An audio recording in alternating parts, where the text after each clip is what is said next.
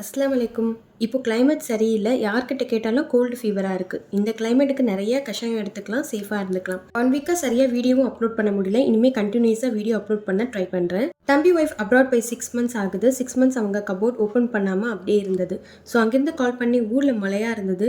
என்னுடைய ட்ரெஸ்ஸஸ்லாம் என்ன ஆகிருக்குமோ தெரியலன்னு சித்திக்கிட்ட கால் பண்ணி சொன்னாங்க. ஸோ சித்தி அவங்க மருமக கபோர்டை கம்ப்ளீட்டா க்ளீன் பண்ணி ரீஅரேஞ்ச்மெண்ட் பண்ணிட்டு இருந்தாங்க. ஒவ்வொரு பட்டு சாரீஸ் அண்ட் ஒர்க் சாரீஸ் ஒன்று மேலே ஒன்று வைக்கும் போது அதை எடுக்கிற டைம்ல ஸ்டோன் விழுறதுக்கு சான்ஸ் இருக்கு.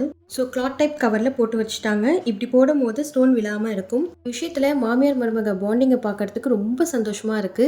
கம்ப்ளீட்டா க்ளீன் பண்ணி வாட வராம இருக்கிறதுக்கு பெர்ஃப்யூமா அடிச்சு க்ளோஸ் பண்ணியாச்சு. இதுக்கு முன்னாடி ஷார்ட்ஸ் வீடியோக்கு 1 மினிட்ஸ்க்குள்ள வாய்ஸ் ஓவர் கொடுத்து அப்லோட் பண்ணணும். இப்போ அப்படி கிடையாது. 3 மினிட்ஸ் வரைக்கும் ஷார்ட்ஸ் வீடியோவுக்கு மாத்திருக்காங்க.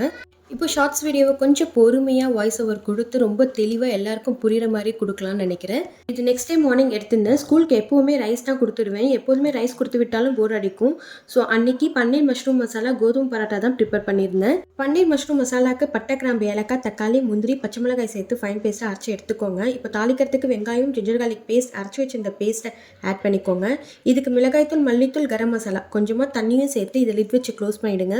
பன்னீரை ஃப்ரை பண்ணி சேர்க்கும் போது ரொம்பவே டேஸ்ட் சூப்பராக இருக்கும். மிளகாய்த்தூள், மஞ்சள் தூள், கரம் மசாலா, மிளகுத்தூள், சீரகத்தூள் சேர்த்து பன்னீரை ஃப்ரை பண்ணி எடுத்துக்கோங்க. இப்போது நல்லா கொதிச்ச பிறகு அந்த கிரேவியில் பன்னீரையும் மஷ்ரூமையும் ஆட் பண்ணி லிட் வச்சு க்ளோஸ் பண்ணிவிடுங்க. 2 மினிட்ஸ் வரைக்கும் வெயிட் பண்ணுங்கள். 2 மினிட்ஸ்க்கு அப்புறம் ஓப்பன் பண்ணி பாருங்கள். கார்னிஷ்காக மல்லித்தலையும் ஆட் பண்ணிக்கோங்க.